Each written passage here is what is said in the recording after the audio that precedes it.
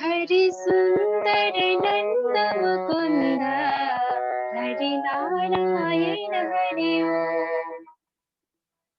हरि सुंदर नंद मुकुंद हरि नारायण हरि ओम।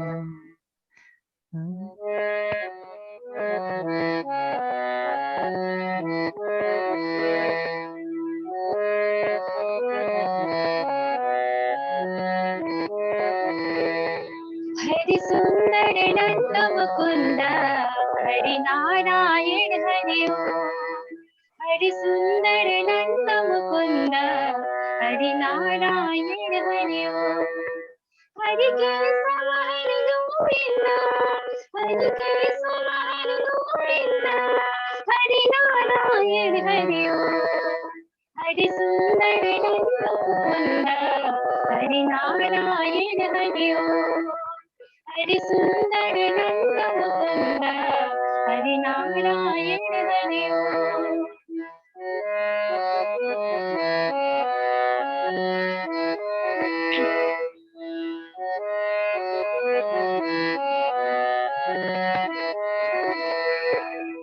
वनमाली मुरलीधारी गोवर्धन गिरवरधारी।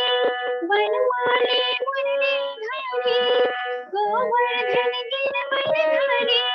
नित नित कर माखन चोरी गोपी मनहारी। हरि सुंदर नंद मुकुंद हरि नारायण हरि ओम। हरि सुंदर नंद मुकुंद हरि नारायण हरि ओम।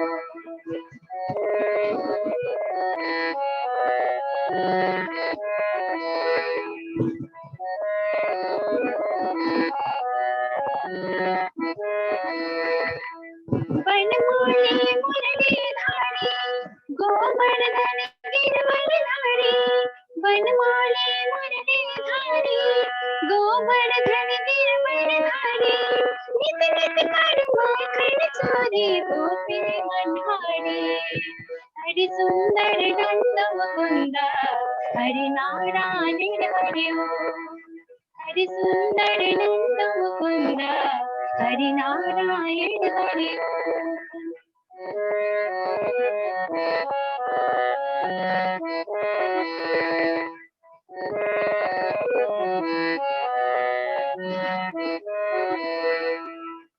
आओ रे गाओ रे गोकुल के प्यारे। आओ रे गाओ रे गोकुल के प्यारे।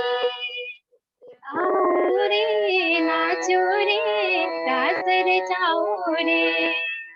आओ रे नाचो रे रास रचाओ रे। हरि सुंदर नंद मुकुंद हरि नारायण हरि ओम। हरि सुंदर नंद मुकुंद हरि नारायण हरि ओम। हरि केशव हरि गोविंद हरि केशव हरि गोविंद हरि नारायण हरि ओम। हरि सुंदर नंद मुकुंद हरि नारायण हरि ओम। हरि सुंदर नंद मुकुंद हरि नारायण हरि ओम।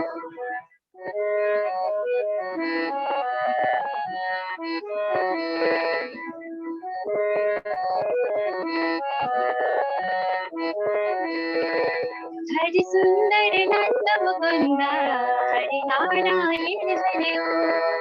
हरि सुंदर नंद मुकुंद हरि नारायण हरि ओम। हरि केशव हरि गोविंद हरि केशव हरि गोविंद हरि नारायण हरि ओम। हरि सुंदर नंद मुकुंद हरि नारायण हरि ओम।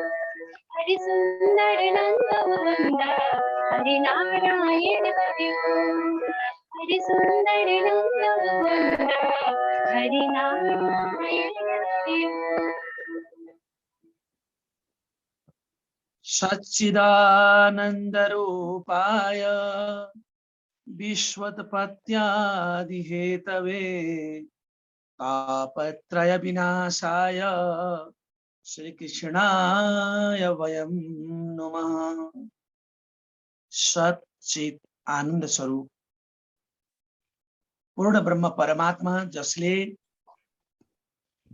आध्यात्मिक आदिदैविक र आदि भौतिक दुःखलाई सदैव नाश गर्नुहुन्छ त्यस्ता भगवान श्रीकृष्णमा हार्दिक नमन गर्दछु र यो सूक्त सँगसँगै ऋषि महर्षि सन्तहरूलाई म हार्दिक नमन गर्दछु। यसरी नै उपस्थित सम्पूर्ण महानुभावहरूलाई हार्दिक नमन गर्दछु र आजको सामान्य मैले के पो गहनता दिन सक्छु र तथापि विषय प्रवेश गर्न चाहन्छु। मैले देवहूति र कपिलको संवादमा पुग्ने चेष्टा गर्न खोजिरहेको छु। त्यहाँ जानु अगाडि केही कुराहरू हामीले थाहा पाउनु पर्ने रहेछ, त्यही कुरा मैले मनन गरेँ। त्यहाँ प्रवेश गर्नका लागि अलिकति त्यो कुरालाई, त्यो सांख्यलाई बुझ्नका लागि चाहिने आवश्यक कुराहरू थपिरहेको छु यहाँहरूका माझमा, श्रीमद् भागवतलाई नै आधार मानेर। जब ब्रह्माजीले म को हुँ भनेर थाहा पाउनुभयो र कसले मलाई सृजना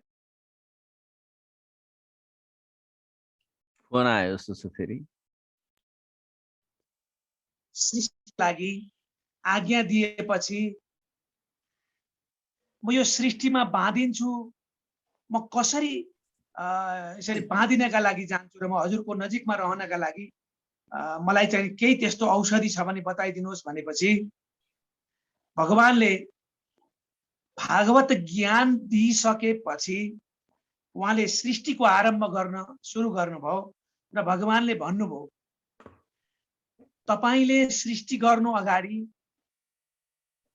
पहिला साधना गर्नुपर्छ, तप गर्नुपर्छ। अर्थात् यसले हामीलाई के कुरा बुझाउँछ भने हरेक काम यो संसारमा गर्नुभन्दा अगाडि ईश्वरलाई स्मरण गर्नुपर्छ, ईश्वरलाई सम्झिनुपर्छ, अनि मात्रै त्यो विषयमा प्रवेश गर्नुपर्छ भन्ने कुरा पनि थाहा भयो।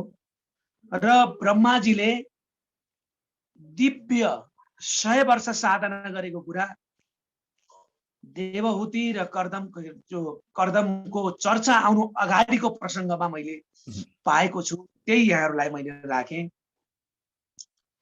दिव्य 100 वर्षसम्म उहाँले तपस्या गर्नुभयो र त्यो तपस्याबाट उहाँमा एउटा चेतना आयो, चैतन्य जागृत भयो कि म जहाँ छु यो कमललाई नै मैले चाहिँ नि लोकको सिर्जना गर्नुपर्छ भन्ने उहाँले सम्झिएर भूलोक, भुवरलोक र स्वर्गलोक त्यही कोषभित्र प्रवेश गरेर त्यही कमल कोषलाई 3 लोकको चाहिँ नि 3 लोकमा विभक्त गर्नुभयो र निर्माण गर्नुभयो। र त्यो यी 3टा लोक भूलोक, भुवरलोक र स्वर्गलोक जीवहरूका निवास स्थान हुने नै हो। जीवहरूलाई उहाँले त सृष्टि गर्नु छ, प्रजा सृष्टि गर्नु छ, त्यसैले यी 3 लोकको कल्पना गर्नुभयो र त्यहाँ रहने आधारहरू पनि उहाँले तयार गर्नुभएको छ। यी 3 लोक चाहिँ जीवका निवास स्थान हुन् भनेर भागवतमा हामीले पढ्न पाउँछौं। र 3 लोक बाहेक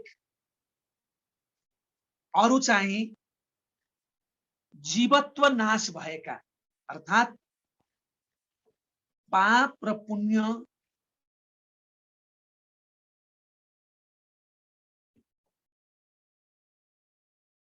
बस्ने ठाउँ रहेछ, त्यो भन्दा माथिको लोक चाहिँ। त्यसैले यी 3 लोक भूलोक, भुवरलोक र स्वर्गलोक ब्रह्माजीले जो निर्माण गर्नुभयो ब्रह्मको आज्ञाद्वारा त्यो जीवहरूका निवास स्थान हुन्। र यसमा त्यो सृष्टिको क्रमलाई यहाँ राखेपछि मात्रै प्रकृतिको चित्रण गर्न सकिने रहेछ, सांख्य योगको बारेमा बुझ्न सकिने रहेछ। त्यसैले त्योभन्दा अगाडि आएको यो प्रसङ्गलाई मैले आज थप गरेँ कि मैले यो सांख्य योगको चर्चा गर्दाखेरि हामीलाई अझ स्पष्ट होस्, अझ सहज होस्, त्यो सूक्ष्म ज्ञान भनेर त्यसलाई मानिदो रहेछ। त्यो थाहा पाउनका लागि अलिकति अगाडिको सृष्टि प्रसङ्ग पनि हामीले याद गर्नुपर्ने रहेछ। अलिक गाह्रो चाहिँ छ बुझ्नलाई, तथापि म कोसिस गर्छु। जम्मा सृष्टि, प्राकृत सृष्टि र वैकृत सृष्टि, अनि प्राकृत र वैकृत गरेर 3 प्रकारका सृष्टिहरू यहाँ उल्लेख छन्। एउटा प्राकृत सृष्टि, अर्को वैकृत सृष्टि र अर्को चाहिँ प्राकृत र वैकृत 3 प्रकारको मिलेको सृष्टि। 3 प्रकारका सृष्टि चाहिँ चलेका रहेछन् सृष्टि प्रसङ्गमा। अब यो प्राकृत सृष्टि भन्दा, वैकृत सृष्टि भन्दा, अनि प्राकृत र वैकृत सृष्टि के भनेको होला भन्ने लाग्न सक्छ सुनिरहेको बेलामा। त्यसैले म यही प्रसङ्गमा प्राकृत सृष्टिको चर्चालाई अगाडि ल्याउँछु। प्राकृत सृष्टि भनेको चाहिँ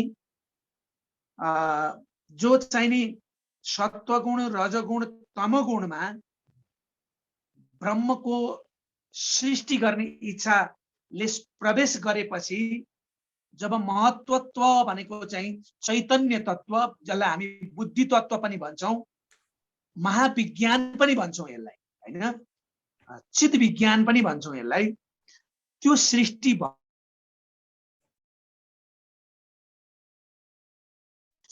प्रसङ्ग चाहिँ यहाँ आउँछ। यो प्राकृत सृष्टि हो। यो प्राकृत सृष्टि चाहिँ नि 9 प्रकारको मानिएको छ। 9 प्रकारको चाहिँ यो प्राकृत सृष्टि। त्यसमा पहिलो सृष्टि के हो भने महत्त्व हो, बुद्धि तत्व। यो संसारमा सत्वगुण, रजगुण, तमगुण भनेको चाहिँ यो प्रकृतिको मूल बीज हो। प्रकृतिलाई यो देखिने हाम्रो यो दृश्य प्रकृति छ नि, यो प्रकृति अंकुरण हुने बीज हो। यो यसलाई हामीले माया पनि भन्छौँ, अर्को भाषामा माया भन्छौँ, अर्को भाषामा यसलाई प्रकृति पनि भन्छौँ, अर्को भाषामा यसलाई अपरा प्रकृति पनि भन्छौँ। र त्यहाँबाट पहिलो सृष्टि के भयो त भन्दा महत्त्व भयो। दोस्रो अहंकार। 9 प्रकारका सृष्टिहरू मध्येमा पहिलो सृष्टि चाहिँ महत्त्व र छ, चेतनाको सृष्टि र छ, अथवा त्यसलाई चाहिँ चित विज्ञान भनौं। त्यसपछि दोस्रो चाहिँ अहंकार रहेछ। त्यो अहंकार भनेको जीवत्वको बोध है, जीवत्वको बोध। 3 प्रकारको अहंकार अस्ति हामीले कुरा गरिसकेका छौं, म यसभित्र प्रवेश गर्दिन। त्यही अहंकारबाट पञ्चमहाभूत सृष्टि भएको कुरा त अस्ति हामीले चर्चा गरेका छौं। त्यही अहंकारबाट 10 इन्द्रिय सृष्टि भएको पनि कुरा गरेका छौं। त्यसैले दोस्रो सृष्टि चाहिँ के रहेछ? अहंकार, जसले पञ्चमहाभूत पनि बनायो, त्यसैबाट निस्कियो। 10 वटा इन्द्रिय पनि त्यसैबाट सृष्टि भयो। अनि तेस्रो सृष्टि चाहिँ के हो त भन्दा हामीले अस्ति पञ्चतन्मात्रा भनेर भनेका छौं। त्यो चाहिँ शक्ति हो, विषयको इन्द्रियलाई जागृत गराउने शक्ति हो। पञ्चमहाभूत र इन्द्रियलाई जगाउने 5 वटा तत्व छन्, ती शक्ति छन्, त्यसलाई पञ्चतन्मात्रा भन्छ। त्यो सृष्टि चाहिँ नि तेस्रो सृष्टि हो। अहंकार पछि भएको तेस्रो सृष्टि चाहिँ नि तन्मात्राको सृष्टि हो। चौथो सृष्टि के हो त भने इन्द्रिय सृष्टि, जो चाहिँ नि अहंकारबाट उत्पत्ति हुने सृष्टि हो नि, त्यो चौथोमा गएर उत्पत्ति भएको छ। यसलाई हामीले ज्ञान र क्रियाशक्ति युक्त मानेका छौं। यसले थाहा पनि पाउँछ अनि काम पनि गर्छ। थाहा पाउने भएको हुनाले ज्ञान शक्ति छ यसमा, इन्द्रियमा, अनि कर्म गर्ने भएको हुनाले यसमा क्रिया शक्ति पनि छ।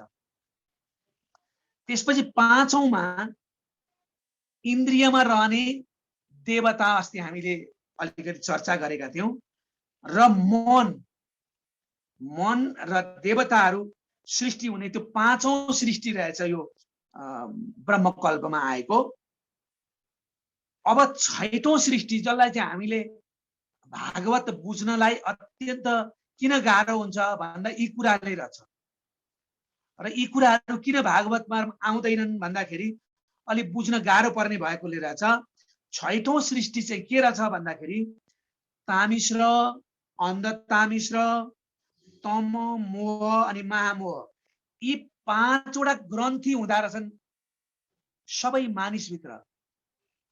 त यी ग्रन्थि चाहिँ के हुन् भन्दाखेरि अविद्याका ग्रन्थि, अज्ञानका ग्रन्थि, जसले गर्दाखेरि हाम्रो बुद्धिलाई सही रूपमा सत्य रूपमा हामी बुझ्न सक्दा रहेनछौँ। यसले छोप्दो रहेछ। के रहेछ त्यो भने तामिश्र, अन्धतामिश्र, तम, मोह, महामोह। अब भागवत भन्दै जाँदाखेरि यी कुराहरू ल्यायो भने सुन्ने श्रोताहरूलाई अलिक गाह्रो लाग्न सक्छ भनेर नल्याएको होला। यो छैठौं सृष्टि भएको रहेछ। यो कर्दमहरूको उत्पत्ति हुनुभन्दा अगाडिको सृष्टि हो। र यहाँसम्मको सृष्टिलाई हामीले प्राकृत सृष्टि भनेका छौँ। प्रकृतिद्वारा सृष्टि हुने प्राकृत सृष्टि, यहाँसम्म यी छवटालाई प्राकृत सृष्टिमा मानेको छ। यसपछि हुने सृष्टिको नाम चाहिँ वैकृत मानेको छ। अब यो प्राकृत सृष्टि विशेषतः सत्वगुण प्रधानबाट विकसित भएको छ। जब वैकृत सृष्टि हुन्छ त्यो ब्रह्माजीबाट हुन्छ। वैकृत सृष्टि चाहिँ कोबाट हुन्छ त भन्दा ब्रह्माजीबाट हुन्छ। त्यो चाहिँ रजोगुण प्रधानबाट हुन्छ। त्यही तीनवटा गुण छन्, सत्वगुण, रजोगुण, तमोगुण। तमोगुण प्रधानबाट हुने भएको हुनाले यो चाहिँ कहाँबाट सुरु हुन्छ त भन्दा 6 प्रकारका स्थावर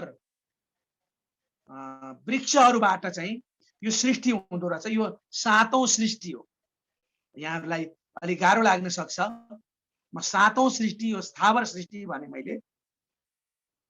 र त्यो स्थावर चाहिँ कति प्रकारका छन् त भन्दा 6 प्रकारका रहेछन्। यो चाहिँ हामीलाई जान्यो भने कामै लाग्छ होला जस्तो लाग्छ। हामी धेरै प्रयोग पनि गर्छौं, तर त्यसलाई छुट्याएर हेर्न सक्ने अलि अवस्था आइरहेको हुँदैन। र 1 नम्बरमा वनस्पति पर्छ। केलाई वनस्पति भनेको हो त भन्दाखेरि भागवतले स्पष्ट बनाइदिएको छ। वनस्पति भनेको फूल नफुलिकन फल लाग्ने जो वृक्ष छन् त्यसलाई चाहिँ वनस्पति भन्दो रहेछ। फूल नलागिकन फल लाग्यो भने जस्तो बर भयो, पिपल भयो, हैन, त्यो त्यस्तो वृक्षलाई के भन्दो रहेछ त्यो स्थावरलाई भने वनस्पति भन्दो रहेछ।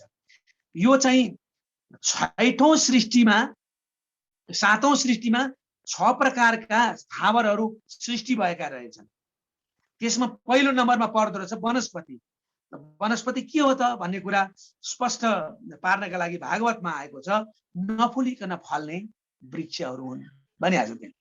त्यसपछि दोस्रो छ औषधि।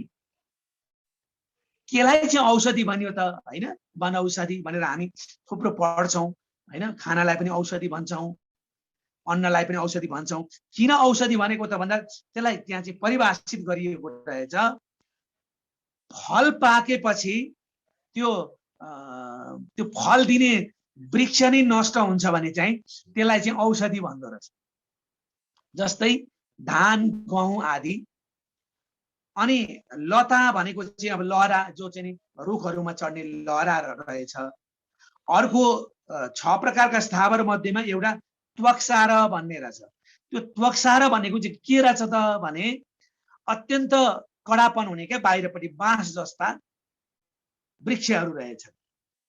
अर्को वृक्षको नाम रहेछ विरुद्ध।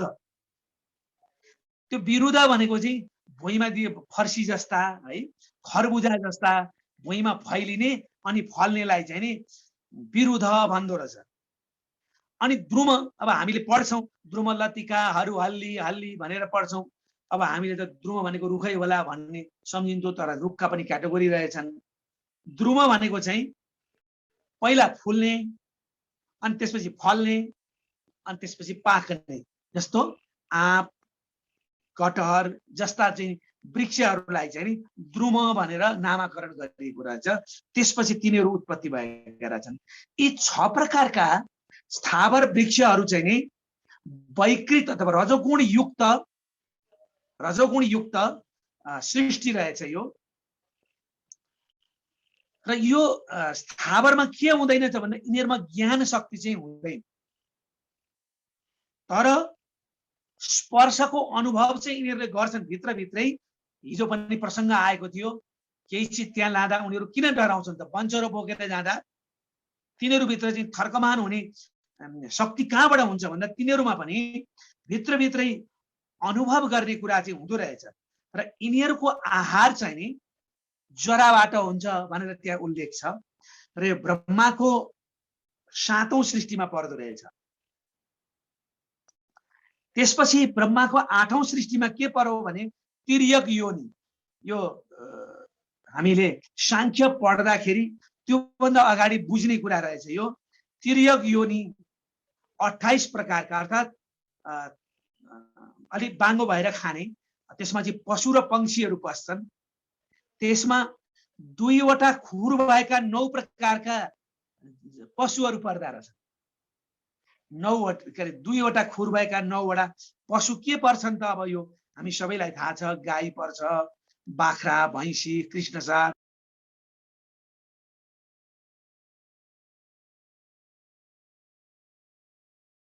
मृग मात्रै होइन भेडा र ऊँटलाई पनि रुरु भन्दो रहेछ, मृग पनि पर्यो। र यिनीहरू चाहिँ 2टा खुर भएका यी 9 प्रकारका पशु भए। अनि 9 प्रकारका एउटा मात्रै खुर भएका पशुहरू सृष्टि भएका रहेछन् यो संसारमा। जस्तै गधा, घोडा, खच्चर हैन, गौर मृग, सरब, चौरी गाई, ती चाहिँ नि एउटा मात्रै खुर भएका पशुहरू भए। अनि 5 वटा नङ भएका पशुहरू पर्दा रहेछन् यो चाहिँ नि पशुमा आउँदाखेरि। जस्तो कुकुर, स्याल, ब्वाँसो, बिरालो, यिनीहरू चाहिँ नि जस्तो हात्ती, कछुवा, गोही, मगर, यिनीहरू चाहिँ 5 वटा नङ भएका पशुहरू भए। त्यसपछि पक्षीको कुरा छ, पशु पक्षीहरू छ नि त स्थावर सृष्टिमा। त यिनीहरूमा चाहिँ नि पक्षीहरू धेरै प्रकारका छन् त्यहाँ। यिनीहरूमा चाहिँ के हुन्छ भन्दा तमोगुण प्रधान छ पशुमा, र अनि यी पक्षीहरूमा तमोगुण अधिक हुँदो रहेछ। वनस्पतिमा त्यो चाहिँ स्थावरहरूमा चाहिँ के हुँदो रहेछ? रजोगुण प्रधान हुँदो रहेछ।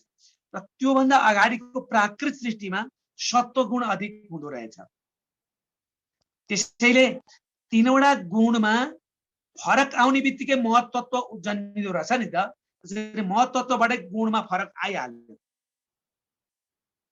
र यसरी प्राकृत सृष्टि, वैकृत सृष्टि, प्राकृत सृष्टि अघि महत्त्वदेखि हामीले उसम्म ल्यायौं, सृष्टिसम्म ल्यायौं। त्यसपछि यो संसारमा भएका स्थावर सृष्टि भनेको वैकृत सृष्टि रहेछ। अनि यो चाहिँ नि तमोगुणयुक्त पक्षीहरू यी चाहिँ नि 8औंमा पर्दा रहेछन्, 8औं सृष्टिमा पर्दो रहेछ यो। 9औं सृष्टि चाहिँ मनुष्य रहेछ। पछि ब्रह्माको आधा शरीर स्वयम्भू मनु, आधा शरीर शतरूपा आउँछ नि, त्यसपछिको क्रम यो 9औं सृष्टि रहेछ। ती कसरी भए त भन्ने कुरा अब हामीले यहाँभन्दा उताका प्रसङ्गहरू यो हामीले कर्दम के अरे देवहुति र सांख्यको चरित्र सुन्दै जाँदाखेरि थाहा पाउने कुरा हो। यसरी प्राकृत र वैकृत सृष्टि, वैकृतमै पर्यो 9औं सृष्टि। अनि 10औं सृष्टि चाहिँ के हो त भन्दाखेरि प्राकृत र वैकृत मिसिएको। त्यो चाहिँ के रहेछ भने सनक, सनन्दन, सनत कुमार, यी 4 कुमारहरू चाहिँ प्राकृत र वैकृत दुईटै मिसिएको सृष्टि रहेछ। त्यसैले यी 10 प्रकारका सृष्टिलाई बुझ्यो भने सांख्यलाई बुझ्न सजिलो हुने भएको हुनाले भागवतमा यो क्रम आउने रहेछ। अनि यी गहिरा कुराहरू एकैचोटि सुन्दा बुझ्न नसक्दाखेरि, कतै भागवत भन्दाखेरि यी कुराहरू आउँदाखेरि श्रोताहरूलाई बढी दिक्क लाग्ने भएर सुन्न सक्दैनन् कि भनेर नआएको हो कि। तैपनि आज हामी धैर्य धारण गरेर कम्तीमा हामीले चाहिँ केही कुरा बुझौँ न त भनेर बसिरहेका छौँ सुन्नका लागि। अलिक गाह्रो भए तापनि, तर कम्तीमा यति कुरा हामीले के बुझ्यौँ भने ब्रह्माबाट भएका 10 प्रकारका सृष्टिको बारेमा थाहा पायौँ। कि 10 प्रकारका सृष्टि 3 भागमा विभक्त भएको कुरा थाहा पायौँ।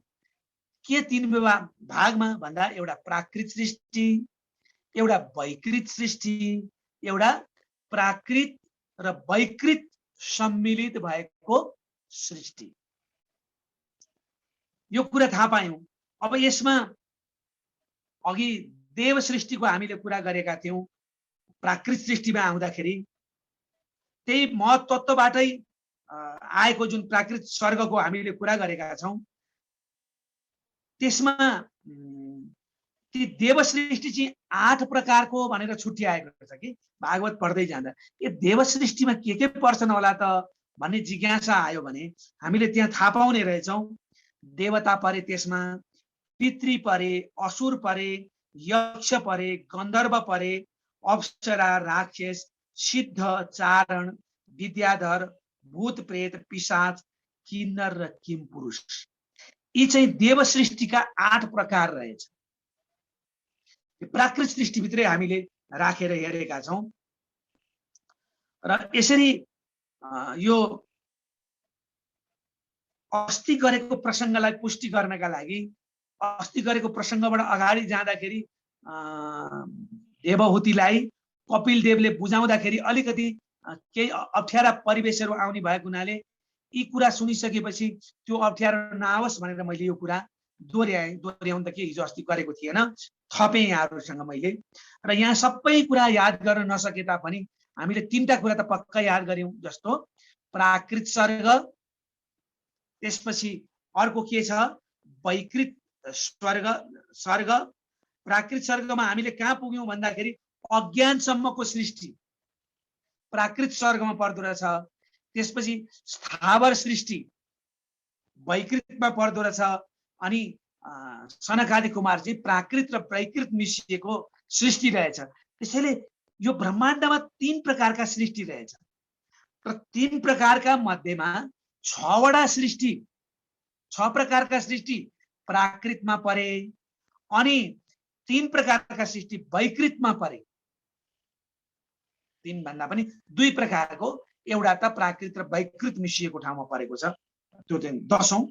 त्यसैले प्राकृतमा 6 प्रकारका सृष्टि, वैकृतमा 3 प्रकारका सृष्टि, प्राकृत र वैकृतमा चाहिँ 1 प्रकारको मात्रै सृष्टि सनकादि कुमार, त्यो भन्दा अरू भएका छैनन्। यी कसरी भए त भन्ने कुरा अहिले हामी अगाडि बढ्दाखेरि यो सांख्य योग पढ्दाखेरि मात्रै बुझ्न सक्छौँ। र मैले अघि पनि भने अब एकैचोटि यो गहन विषयतिर पस्दा भागवतकै प्रसङ्गतिर पसौँ, अलिकति सुनि नरहेका प्रसङ्ग कति कथा मात्रै सुन्ने भनेर यहाँभित्र पस्दाखेरि अलिकति गाह्रो हुन सक्छ। त्यसैले यो गाह्रो हुन्छ कि भनेर मैले के दोहोऱ्याएँ भने यति मात्रै पनि हामीले थाहा पायौँ भने धेरै कुरा थाहा पाउन सक्छौँ। जस्तै 3 प्रकारको सृष्टि त बुझ्यौँ। सत्व रज तम गुणबाट सुरुवात भएको सृष्टि प्राकृत सृष्टि रहेछ। त्यसपछि स्थावरबाट मनुष्यसम्म आइपुग्दाखेरि यो चाहिँ प्राकृत सृष्टि रहेछ भन्ने कम्तीमा यति त बुझ्यौँ। र प्राकृत र वैकृत चाहिँ सनकादि कुमार रहेछन् है। त्यसैले तिनीहरू 5 वर्षको भन्दा कहिले पनि तल हुँदैनन्, कहिले पनि माथि हुँदैनन्। अब तिनीहरूको चर्चा त हामीले अस्ति पनि गर्यौँ, फेरि पनि यो अगाडि बढ्ने प्रसङ्गमा आउँछ। त्यहाँ भागवतमा के लेखिएको छ भने अब सृष्टिको प्रसङ्गमा अज्ञानबाट सृष्टिको सुरुवात भएको छ, त्यो नभइकन सृष्टि हुँदो रहेनछ अविद्याबाट। त्यहाँ के छ भागवतको श्लोकमा भने यो 3 स्कन्धको 12औं अध्यायको 2 श्लोक हो। ससर जाग्रेन्दता मिश्र मतता मिश्रमादिकृत महामोहं च मोहं च तमसा ज्ञान वृत्तयः। जब ब्रह्माबाट सृष्टि हुन सुरु गर्यो त्यतिखेर सबैभन्दा पहिलो सृष्टि चाहिँ उहाँले के गर्नु भन्दा तम, किन त्यसो नभइकन सृष्टितिर प्रवेश गरिँदो रहेछ। यो बाहिरी सांसारिक सृष्टितिर ब्रह्माण्डको सृष्टि गर्नु छ, त्यो भित्र प्रवेश नगर्ने भएको हुनाले पहिला तम मोह, महामोह, तामिश्र र अन्धतामिश्र, यी 5 प्रकारका अज्ञान हामीसँग हुँदा रहेछन्। अब यो अज्ञान त भन्छौँ हामी, त्यो अज्ञान के हो त भन्दा तमबाट आउने अज्ञान, मोहबाट आउने अज्ञान, अनि महामोहबाट आउने अज्ञान, तामिश्रबाट आउने अज्ञान, अन्धतामिश्रबाट आउने अज्ञान, यी अत्यन्त गहनतम विषय, यो भागवतको गूढ रहस्य। त्यसैले भागवतलाई ब्रह्म संहिता भन्नुको मतलब यी 5 वटा ग्रन्थि, यी अज्ञानका ग्रन्थि, तम, मोह, मामोह, तामिश्र, अन्धतामिश्र, यी अज्ञानका ग्रन्थि मेट्नकै लागि भागवतमा भिन्न भिन्न तरिकाले ज्ञानका प्रसङ्ग आएका रहेछन्। त्यसमध्येमा एउटा ज्ञान सांख्य योग हो, सूक्ष्म ज्ञान, त्यहाँभित्र प्रवेश गर्दैछौँ हामी। त्यसैले यी 5 वटा वृत्ति, यसले 5 प्रकारको वृत्ति उत्पन्न गर्छ र जस्तै भए पनि यो संसारमा आइसकेपछि ऋषि पनि स्खलित भएका कुराहरू यिनी 5 ब्रह्माजी लाई पनि समस्या परेको छ। त्यसैले यी 5 प्रकारका अज्ञानका जुन वृत्तिहरू छन् त्यसबाट सृष्टि सुरु गरेपछि ब्रह्माजीले यसो हेर्नुभयो, तम, मोह, मामोह, तामिश्र, अन्धतामिश्र युक्त जुन अज्ञान छ त्यसो नभइकन संसारतिर नगइने, तर यहाँबाट संसारतिर पस्दाखेरि यसबाट भएको सृष्टि उहाँले हेर्नुभयो। त्यो हेरेपछि सारा पापमय सृष्टि लाग्यो उहाँलाई। यहाँ चाहिँ त्यो चिराकाशतिर, आनन्दतिर, आत्मज्ञानतिर प्रवेश गर्नका लागि बाधा हुने उहाँले देख्नुभयो। यस्तो सृष्टिले यो ब्रह्माण्डलाई सही मार्गमा कसरी लैजाला त भन्ने लागेपछि मात्रै त्यो अज्ञानबाट बाहिर आउनका लागि उहाँले विचार गर्नुभएछ र भगवानको ध्यान गर्नुभएछ। भगवानको ध्यान गरेपछि सृष्टि गर भन्नुभयो। सृष्टि गर भनेपछि दिव्य 100 वर्ष चाहिने ध्यान गरेपछि उहाँमा ज्ञान प्राप्त हो, भागवत ज्ञान प्राप्त हो। त्यसपछि कमललाई 3 भुवनमा निर्माण गरेर जीव रहने स्थान निर्माण गर्नुभयो, भूलोक, भुवरलोक, स्वर्गलोक। त्यसपछि सृष्टि गर्न सुरु गर्दा उहाँले यी 5 वटा अज्ञानका ग्रन्थिहरू मिश्रित सृष्टि भइसकेपछि सारै यो सृष्टि सखाप हुने, एकदमै पापमय मात्रै संसार निर्माण हुने भएको हुनाले उहाँलाई दिक्क लाग्यो। त्यो दिक्क लागिसकेपछि फेरि उहाँ के गर्न सुरु गर्नुभयो भने कहीँ ममा त्रुटि छ कि सृष्टिभित्र पस्नका लागि, किन यो अज्ञानमय, यो तमोमय, यो अँध्यारो सृष्टि भयो त भनेर उहाँले विचार गर्नु भइसकेपछि त्यहाँबाट उहाँले अत्यन्त आनन्दमय, इन्द्रिय मुक्त, इन्द्रियले नबाधिएको, ती 5 वटा ग्रन्थिमा इन्द्रिय छन्, नबाधिएको सृष्टि सुरु गर्नुभयो। इन्द्रियले बाँधेको, पूर्ण बाँधिएको, मोहले बाँधिएको सृष्टि सबैभन्दा खराब देख्नुभयो। त्यसपछि त्यसबाट मुक्त भएर जब सृष्टि गर्नुभयो त्यतिखेर चाहिँ सनक आदि कुमारहरू उत्पन्न भएका कुरा अस्ति मैले उल्लेख गरेको थिएँ, त्यतिखेर उत्पत्ति भएको रहेछ। यो चाहिँ यहाँ चाहिँ प्राकृत पनि छ, वैकृत पनि छ, तर शुद्ध सत्व युक्त छ। त्यहाँ इन्द्रियतिर फर्कने चिन्तन छैन, चित्त नै छैन। अब ब्रह्माजीलाई खुसी लाग्यो, ओहो शान्त, सौम्य, शुद्ध, ज्ञानमय सृष्टि अब यो संसारमा चल्ने भयो भनेपछि उहाँले बताउनु भयो, बाबु हो जन्मिएपछि सन्तान हुन्छ, सन्तान भएपछि पिताको आज्ञा मान्नुपर्छ। त्यसैले तिमीहरू ब्रह्म हौ, तथापि मेरो सृष्टिमा आएको हुनाले अब मैले भनेको तिमीहरूले मान्नुपर्छ। तिमीहरूले अब प्रजा सृष्टि गर, तिमीहरू प्रजापति बन है भनेपछि उहाँहरूले के भन्नुभयो भन्दाखेरि हामी ध्यान गर्छौँ, साधना गर्छौँ भनेपछि होइन, ध्यान र साधना नगरी त, तपस्या नगरी त सृष्टि गर भन्दिनँ नि म। त्यसैले साधना गर भनेपछि उहाँले यस्तो साधना गर्नुभयो जहाँ श्री हंस रूपमा पूर्ण ब्रह्म परमात्मा नै आउनुभयो र त्यो पूर्ण ज्ञानमय भागवत श्रवण गराउनु। त्यही भागवतले ब्रह्माजीलाई सृष्टि गर्ने बनाइदियो। त्यही भागवत सुनिसकेपछि 4 कुमारहरू हंसबाट भागवत सुनिसकेपछि, किनभने चार कुमारलाई भागवत ब्रह्माजीले बुझाउन सक्नुहुने थिएन, किनभने उहाँसँग यी सबै वृत्तिहरू भएको हुनाले, त्योभन्दा मुक्त भएर सृष्टि गरेको हुनाले उहाँले त्यो बुझ्ने भागवत कसले भन्न सक्थ्यो त भन्दा पूर्ण ब्रह्मले नै बुझाउनु पर्ने भएको हुनाले हंस रूपमा आएर उहाँलाई दिव्य ज्ञान दिनुभयो। त्यो ज्ञान प्राप्त गरिसकेपछि त्यो पिताको आज्ञा भन्दा माथिको आज्ञा पाएको हुनाले चार कुमारले भन्नुभयो, प्रभु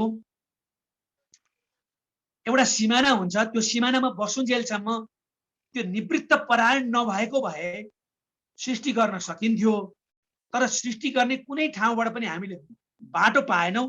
त्यसैले हामी मुक्त संसारमै रमाउन चाहन्छौं, ब्रह्ममै हराउन चाहन्छौं। त्यसैले यो आज्ञा हामी माथि नथोपर्नुहोस् भनेपछि यति दुःखले मैले पापमय सृष्टि भयो भनेर एउटा शुद्धमय सृष्टि गर्न सुरु गरेँ। मेरो शुद्धपनको कारणबाट भएको सृष्टि आज मलाई नि मेरो आज्ञा नमान्ने तिमीहरू भनेपछि त्यतिखेर ब्रह्माजीमा क्रोध उत्पन्न भयो। भनेपछि त्यो क्रोध उत्पन्न हुनका सनत कुमारमा पनि उत्पन्न हुन्छ है, त्यो भएको छ। जय र विजयलाई श्राप दिएको छ नि, ती आउने ठाउँ हुँदा रहेछन् ब्रह्म बाहेक अन्त। त्यहाँ क्रोध उत्पन्न हुँदाखेरि यी दुईटा आँखी भौका बीचबाट एकजना चाहिँ अत्यन्त परबाट हेर्दा कालो र नीलो मिसिएपछि कस्तो रङ हुन्छ त्यस्तो किसिमको एउटा सृष्टि भयो। त्यसैले हरेक मनुष्यबाट उसका हरेक क्रियाकलापबाट एउटा एउटा चिज जन्मिँदो रहेछ के। हामी रिसाएको बेलामा क्रोध जन्मिन्छ नि, हामी खुसी भएको बेलामा हर्ष जन्मिन्छ नि, त्यस्तै ब्रह्म त्यो हरेक चिज जन्मदो रहेछ ब्रह्माजीबाट। त्यहाँ चाहिँ रुद्रको उत्पत्ति भयो र रुन थाल्नु। भनेपछि रुद्रको उत्पत्ति कतिखेर भएछ भन्दा पछि सांख्यको चर्चा गर्दाखेरि यो कुरा आउँछ, अगाडि नबुझिकन जाँदाखेरि अप्ठ्यारो पर्छ कि भनेर मात्रै मैले यो कुरा आज राखेँ। अब त्यहाँ रुद्रको उत्पत्ति भइसकेपछि रुँदै रुँदै तपाईले हामीलाई उत्पत्ति गर्नुभयो केका लागि भनेपछि सृष्टि गर्नका लागि, प्रजापति बन भनेर। अब यो एकपछि अर्को सृष्टि त चलाएर लिएर जानु पर्यो, पूर्ण ब्रह्म परमात्माको आज्ञा छ भनेपछि उनीहरू सृष्टि गर भन्ने बित्तिकै फटाफट सृष्टि गर्न सुरु गरे। तपस्यामा पनि गएनन्। अब तपस्यामा पठाउँदा पनि समस्या हुने रहेछ भन्ने डर भयो ब्रह्माजीलाई पनि। अनि सृष्टि गर्दा कस्तो सृष्टि भयो भने रुद्रबाट सृष्टि भयो, अत्यन्त आवेगबाट क्रोधबाट जन्मिएको, क्रोधबाट गरेको कर्म के चाहिँ ठिक हुन्छ र? 11वटा नाम त्यो रुद्रलाई दियो। तिमीहरूका 11 नाम छन् र 11 नै पत्नी छन् तिमीहरूका। त्यसैले 11 पत्नीका साथमा तिमी लाग, तिमीहरूका 11 स्वरूपमा तिमीहरू विभक्त हुनेछौ। एउटै हो रुद्र तर 11 स्वरूपमा तिमी विभक्त हुन्छौ। जस्तै मन्यु, मनु, मैनस, महान, शिव, ऋतध्वज, उग्र रेता, भव, काल, कामदेव, धृतदेव, यी तिमीलाई जे नाम दिए तिमी यी 11 प्रकारबाट तिमी सृष्टि गर्न सक्छौ। र तिम्रा पत्नी पनि 11वटा हुनेछन् भनेर 11 पत्नी पनि सृष्टि भए त्यहाँ भ्रूबाट। त पनि ब्रह्मैबाट भएको छ, तर ब्रह्मको क्रोध मुद्राबाट भएको छ। त्यसैले ती 11 रुद्र र 11 रुद्रायणीबाट यस्तो सृष्टि भयो कि जति अगाडि सृष्टि भएका कुराहरू थिए ती सबै ध्वस्त हुन थाले। ती सबै उनीहरूले विनाश गर्न लागे, खान लागे। ओहो, किन यस्तो भयो त? विपरीत मात्रै पर्छ। सुरुमा मैले जुन सृष्टि गरेँ त्यो अत्यन्त पापमय सृष्टि भयो। फेरि मैले शुद्ध सत्वबाट सृष्टि गरेँ, यिनीहरू सृष्टिमै आउन चाहेनन् सनत कुमारहरू। फेरि मैले मेरो क्रोधबाट जे उत्पत्ति भयो अब यो यही होला भन्ने ठानेर उनीहरूलाई मैले सृष्टिको जिम्मा लगाएँ। अब उनीहरूले त भएको चिज पनि विनाश गर्ने भए भनेपछि कहाँनिर यो ठुलो चाहिँ नि धक्का पर्यो त? किन यो मेसो पाउन सकिनँ? मैले प्राप्त गरेको ज्ञान अपूर्ण भयो कि मैले प्रयोग गरेको चिज अपुरो भयो कि मेरो बुद्धि अपुरो भयो कि? उहाँले बडा दिव्य रूपमा चाहिँ नि आफूतिर फर्केर उहाँले हेर्नुभयो। हेरिसकेपछि मेरा त क्रोधबाट जन्मिएको चिज त्यो आगोबाट डढेलोबाट त सिद्धिने कुरा त हो नि। त्यसलाई मैले सुधार गर्नका लागि त तप साधनामा पुर्याउनु पर्थ्यो नि त। यिनीहरूलाई मैले तपस्या गर्न जान दिइनँ। त्यसैले अब मैले यिनीहरूलाई अगाडि सृष्टि गर भने त यहाँसम्म भएको यो समग्र सृष्टि पनि सिद्धिन्छ। त्यसैले मैले रोक्नुपर्छ भनेर तिनीहरूलाई रोक्नुभयो। रोकिसकेपछि के भन्नुभयो भने तिमीहरू सृष्टि रोक। पिताजीले भनेको आज्ञालाई उहाँले शिरोपर गर्नुभयो। शिरोपर गरिसकेपछि अब आज्ञा होस् त भन्ने बित्तिकै उहाँले भन्नुभयो तिमीहरू तप गर्न जाऊ।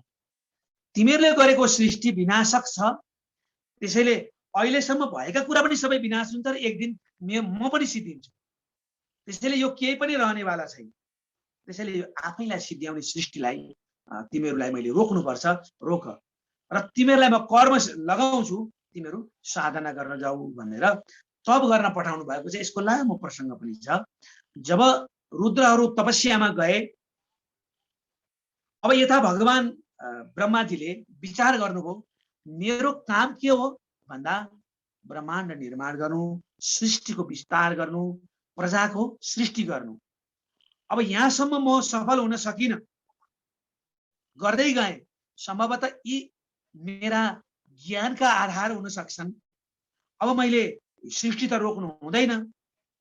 उहाँले विचार गर्नुभयो होइन, इन्द्रिय वृत्तिमा नआउने एउटा शुद्ध सत्व किसिमको सृष्टि मैले गर्न खोजेँ। पहिला मैले पापमय त्यो अज्ञानले भरिएको सृष्टि, पुरा तमले भरिएको सृष्टि गरेँ। त्यो अत्यन्त अन्धकार हो, त्यहाँ उज्यालो भएन। त्यसैले मैले शुद्ध सत्व र ज्ञानमय सृष्टि गर्न खोजेँ। सनक आदि भए भनेपछि मैले त बीचमा बसेर सृष्टि गर्नुपर्ने रहेछ भन्ने कुरा त्यतिखेर आयो। आवेगमा सृष्टि गर्दा पनि ध्वंस हुने रहेछ। क्रोधबाट सृष्टि गर्दा रुद्रहरू आए भनेपछि अब एकदम सममा बस्नुभयो, बीचमा बस्नुभयो र अब उहाँले अर्को सृष्टिका लागि प्रजा सृष्टि गर्नु छ। स्थावर त सृष्टि गरिसकेका छ भनेपछि यहाँ भागवतमा के आउँछ भन्दाखेरि मरीचि रात्रिङ गिरसौ पुलस्त्य पुलः क्रतौ भृगुर वसिष्ठो दक्षश्च दशमस्तत्र नारद। त्यसपछि मानसिक रूपमा र इन्द्रियामुख भएर उहाँले सृष्टि अगाडि बढाउनु भयो। भनेपछि अब इन्द्रिय युक्त सृष्टि मात्रै बडा मिठो हुने रहेछ चलाउनका लागि। रोषयुक्त पनि ठिक छैन, शान्तयुक्त पनि ठिक छैन भनेपछि इन्द्रिय अभिमुख भएर बढ्ने सृष्टि चाहिँ मैले अगाडि बढाउनु पर्ने रहेछ भन्ने उहाँले विचार गर्नुभयो। र यसरी मानस पुत्रमा अघि आएको छ। सनकादि कुमार ती पनि मानस पुत्र थिए। अब यतातिर 10 प्रकारका फेरि ऋषिहरू उत्पन्न भए। अब दोस्रो अतीन्द्रिय थिए पहिलाका, अहिले इन्द्रिय युक्त भए। को थिए त ती भन्दाखेरि अत्रि, अंगिरस, अस्ति हामीले कुरा गर्यौं है, पुलस्त्य, मरीचि, पुलह, क्रतु, भृगु, वशिष्ठ, दक्ष, नारद। त्यसैले यी ऋषिहरू पनि किन विचलित भए त? हामीले कथा पढ्दाखेरि विचलित भएको कुरा आउँछ नि। यी पनि इन्द्रियाभिमुख छन्, तर सत्वगुणको मात्रा अत्यधिक छ यिनीहरूमा। त्यसैले सानातिना कुराले यिनीहरू ढलफल हुँदैनन्। अस्ति मैले प्रसङ्ग लाँदा अब शरीरको, अब ब्रह्माजीको मनबाट सृष्टि हुँदैछ। योभन्दा अगाडि प्रकृतिबाट सृष्टि भयो। अब ब्रह्माजीको मनबाट सृष्टि कसरी हुँदैछ त भन्दा सनकादि भए शुद्ध मनबाट। अब इन्द्रिय युक्त मनबाट 10 प्रकारका ऋषिहरू सृष्टि भए। मनबाट मरीचि ऋषि, आँखाबाट अश्री ऋषि, मुखबाट अंगिरस ऋषि, कानबाट पुलस्त्य ऋषि, नाभिबाट पुलह ऋषि, अनि हातबाट क्रतु, ब्रह्माको क्राखबाट नारद, दक्ष भनेको बुढी औँठाबाट दक्ष, प्राणबाट वशिष्ठ, अनि भृगु चाहिँ त्वचाबाट, यो छालाबाट उत्पत्ति भयो। र यसरी शरीरका हरेक अङ्गबाट यी ऋषिहरू उत्पत्ति भएका छन्। भनेपछि यी ब्रह्म नै हुन्। हाम्रो शरीरलाई, हातलाई पनि मै भन्छौँ नि हामी, यो सबै अङ्ग मिलेपछि के हुन्छ? शरीर हुन्छ। त ब्रह्ममय छ यो, के ब्रह्माको यो शरीर नै हो ब्रह्माण्ड भन्ने कुरा यसबाट बुझिन्छ। तर यसरी यही शरीरलाई हेर्दाखेरि शरीरको दाहिनेपट्टिको स्तनबाट धर्म उत्पत्ति भएका छन्, शरीरबाट एक एक अङ्गबाट उत्पत्ति हुँदैछन्। त्यो दाहिने शरीरको अङ्गमा नारायण रहन्छन्, त पिठ्यौबाट चाहिँ अधर्म उत्पत्ति भएका रहेछन्। अब क्रमैपूर्वक शरीरबाट उत्पत्ति गर्दै हुनुभयो। अब मनबाट अनि इन्द्रियबाट, इन्द्रियपछि शरीरबाट उत्पत्ति गर्दै हुनुहुन्छ। स्तन हृदयबाट काम उत्पत्ति गर्नु भएको छ, भ्रिकुटीबाट क्रोध उत्पत्ति अघि आइसकेको छ, तल्लो ओठबाट लोभ, मुखबाट वाणी, अन्तिममा मुखैबाट सरस्वतीको पनि उत्पत्ति भएको छ, लिङ्गबाट समुद्र, बुदाबाट निऋति, छायाबाट कर्दम ऋषि। अस्तिको प्रसङ्ग यहाँबाट जोडिन्छ। त्यसैले शरीर, त्यो शरीरबाट बन्ने छायासम्मबाट यो सृष्टि यसरी बनेको रहेछ भने ब्रह्मा नै यो ब्रह्माण्ड हो भन्ने कुरालाई, र त्यो ब्रह्माण्ड चलाउने शक्ति चाहिँ ब्रह्म, त्यसैले ब्रह्ममय जगत भनेर पछि पुष्टि हुन्छ। त्यो यो नबुझ्दाखेरि चाहिँ नि सांख्यलाई, त्यो सूक्ष्म ज्ञानलाई बुझ्न अलिक असहज नहोला कि भनेर यी अगाडिका कुराहरू त्यहाँ मैले थप गरेँ। र जब अन्त्यमा मुखबाट नै, जहाँबाट वाणी उत्पत्ति भएकी थिइन्, त्यहीँबाट सरस्वती यस्तो स्वरूपमा उत्पत्ति हुनुभयो जो देख्दाखेरि, आफूले गरेको सृजना देख्दाखेरि ब्रह्माजी पनि मोहित हुनुभयो। तर छोराहरूले तपाईँ जस्तो यो सृष्टिकर्ता नै मोहित हुनुहुन्छ भने अब यो सृष्टि कस्तो होला भन्ने सृष्टि, त्यो मरिचीहरूले टक्क एउटा शब्द बोलेको हुनाले म जस्तो एउटा ब्रह्माण्डको रचना गर्ने रचयिता नै आफ्नो सृजनामा रमाएर त्यतै मोहित हुन्छु भने म कति कृतज्ञ रहेछु, मेरो त्यो भागवत ज्ञान अहिले कहाँ गएछ भन्ने कुरा बोध भएर त्यतिकै लाजले उहाँले त्यो शरीर अरूलाई के देखाउनु, यो चाहिँ प्राकृत शरीर भनेर त्यो प्राकृत शरीर छोडिदिनुहुन्छ। र त्यही प्राकृत शरीर छोडेपछि अन्धकारको सृष्टि भएको भनिन्छ, चारै दिशाले लिएको भनिन्छ। भने जे कर्म गरिन्छ नि त्यसैबाट सृष्टि भइराखेको छ। संसारमा मनुष्यले पनि राम्रो सोचो राम्रै सृष्टि, नराम्रो सोचो नराम्रै सृष्टि हामी भन्छौँ। त्यो कुरा ब्रह्माको यो क्रियाकलापबाट हामी बुझिरहेका छौँ। यसरी अन्धकार सृष्टि चाहिँ उहाँको जुन शरीर त्यागियो त्यहाँबाट भएको छ। र बीचमा उहाँले यत्रो सृष्टि भयो, अब यसरी मैले शरीर छोडिसकेपछि त अब यो अगाडि बढाउनका लागि कसले गर्छ भन्ने उहाँलाई त्यो विवेकको उदय भयो। फेरि उहाँले ध्यान गर्नुभयो भगवानको। त्यतिखेर उहाँका चार मुखबाट चार वेद, चार उपवेद, न्याय आदि शास्त्रहरूको उत्पत्ति भएको प्रसङ्ग छ। भनेपछि ब्रह्म नै हुन् शास्त्र भनेका, वेद भनेका ब्रह्म नै हुन्। तर त्यसको कारक, त्यसलाई उत्पत्ति गर्ने कारक चाहिँ ब्रह्माजी हुनुभयो। कारण ब्रह्मले नै अराएको कुरा गर्दै जाँदाखेरि सृष्टि चलाउने ज्ञान त चाहियो, आधार।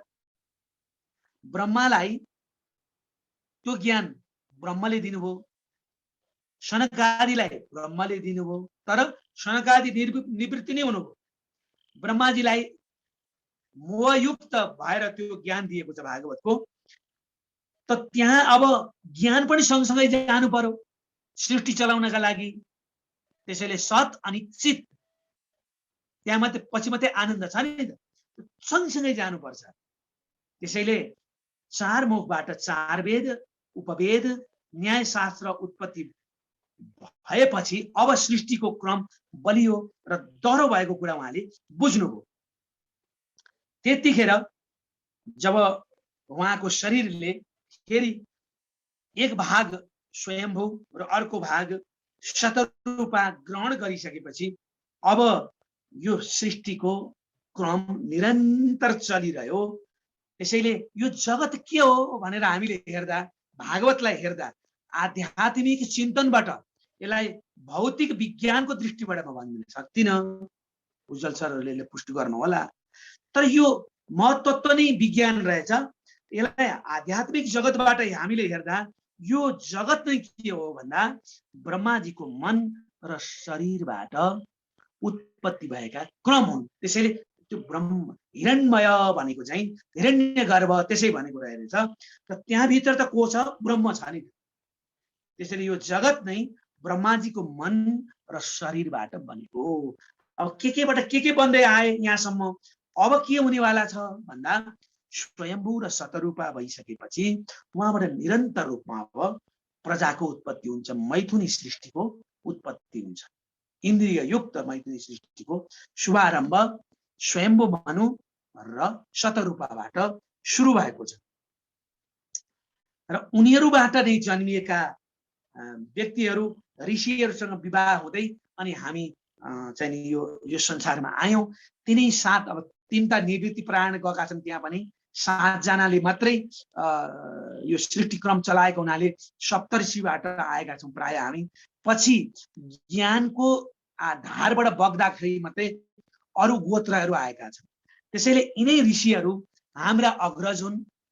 स्वयम्भू र शतरूपबाट उत्पत्ति भएका सृष्टिका समग्र चिजहरू हुन् भन्ने कुरा यो भागवतले हामीलाई देखाउँछ। द्रव्य, ज्ञान र क्रिया यी के भनेको त भन्दा यो द्रव्य, ज्ञान र यी क्रिया यी 3टा कुरालाई विशेष गरेर यो के अरे देवहूति र कपिलको संवादमा यी 3टा शब्द आउँछन् कि द्रव्य, ज्ञान र क्रिया।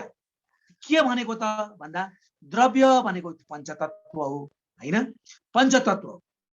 अनि ज्ञान भनेको चाहिँ त्यसलाई थाहा पाउने अब त्यो ज्ञान इन्द्रियहरूलाई हामीले बुझ्नुपर्छ र त्यसपछि क्रिया चाहिँ के हो त भन्दा त्यसलाई आफ्नै तरिकाले बुझ्न सकिन्छ।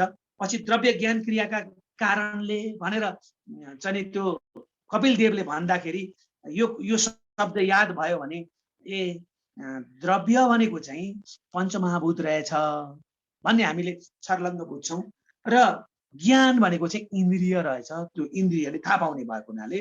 अनि क्रिया चाहिँ त्यसलाई क्रियामय गराउने चिज के रहेछ त भन्दा इन्द्रियमा रहने देवता रहेछन् भन्ने कुरा स्पष्ट हुन्छ। र यसरी भगवान यी सबैका कारक हुन्। ब्रह्मादेखि त्यो ब्रह्मा पनि प्रकृतिबाट आउनु भएको छ, त्यो चाहिँ उसबाटै आउनु भएको छ। ब्रह्मा पनि प्राकृत सृष्टिबाटै आउनु भएको छ। त्यसैले त्यो सबै चलायमान गर्ने शक्ति चाहिँ के हो त भन्दा त्यो द्रव्यको पनि, त्यो ज्ञानको पनि, त्यो क्रियाको पनि मूल सत्ता चाहिँ को हो भने भगवान अर्थात् ब्रह्म हो। त्यसैले सर्वम ब्रह्ममयम जगत भन्ने पुष्टि गर्नका लागि आयो। त्यसैले अस्तिको प्रसङ्गलाई पुष्टि गर्नका लागि मैले यी प्रसङ्गहरू ल्याएँ। धेरै अगाडि पनि गइयो। अब यहाँभन्दा अगाडि गएँ भने यो किन यस्तो गन्थन पनि भयो होला जस्तो लाग्छ होला, अलिक गहन छ। अब बिन्दुसारबाट हामी कर्दम र देवहूतिको विवाह भएको प्रसङ्ग गरिसकेको हुनाले अब संवादमा जाँदाखेरि साङ्ख्य योगलाई बुझ्दाखेरि अलि सजिलो होला, अथवा यसलाई बुझ्न अझै पनि केही कुरा चाहिने रहेछन् भने म थप गर्छु। आजलाई यिनै कुराहरू राखेर अलिकति समयमा हामी छलफल गरौँ। कति बुझाउन सकेँ, कति सकिनँ, यो मैले बुझाउन सक्ने विषय त होइन। किनभने चाहिँ जो चाहिँ आध्यात्मिक, आदिदैविक र आदि भौतिक यी 3 प्रकारका ज्ञानलाई एकैचोटि भागवतले ल्याउँदाखेरि अहिले आदि भौतिक ज्ञानको पनि यहाँ चर्चा छ र आध्यात्मिक ज्ञानको पनि चर्चा छ। यी दुईटालाई समन्वय गरेर लिएर जाने कुरामा यहाँ आइराखेको छ। त्यसैले अध्यात्मको गूढतातिर, सूक्ष्म ज्ञानतिर चाहिँ अब देवहूति र कपिलको संवादबाट हामी पस्छौँ। तर यो सृष्टि कसरी यहाँसम्म आइपुग्यो त, हामी कसरी यहाँसम्म आइपुग्यौँ त भन्दा यो ब्रह्मा नै, ब्रह्माको शरीर नै यो हिरण्य गर्भ नै यो जगत रहेछ है सम्पूर्ण कुरा तीबाट आएका रहेछन् भन्ने कुरा चाहिँ नि यसले बुझाएको छ। कम्तीमा यति मात्रै आजको प्रसङ्गमा बुझ्न सकियो भने त्योभन्दा अगाडि प्रवेश गर्दा अलि सहज हुन्छ कि भन्ने लागेर मैले अब भन्नै पर्ने भएको हुनाले यो गहन विषयमा एकदमै यो भित्र प्रवेश गर्न गाह्रो हुँदा हुँदै पनि मैले यहाँसम्म लिएर आएँ र ब्रह्माका हरेक हावभावबाट भएको यो सृष्टि प्राकृत वैकृत र प्राकृत र वैकृत यी 3 प्रकारको सृष्टिलाई यहाँसम्म ल्याएर मैले चिनाउने कोसिस गरेँ। अब अलग्याएर एउटा एउटा एउटा एउटा बुझाउने काम चाहिँ नि अब हामी साङ्ख्य योगभित्र, त्यो योग भन्दा पनि ज्ञान हो, साङ्ख्य ज्ञान, त्यहाँभित्र पसेपछि अलि सजिलो हुन्छ। मेरो बुटाले त कति भ्याउँछ म त्यति यहाँहरूलाई निवेदन गर्नेछु। असतोमा सद्गमय तमसोमा ज्योतिर्गमय मृत्युर्मा अमृतम गमय। ओम शान्ति शान्ति शान्ति।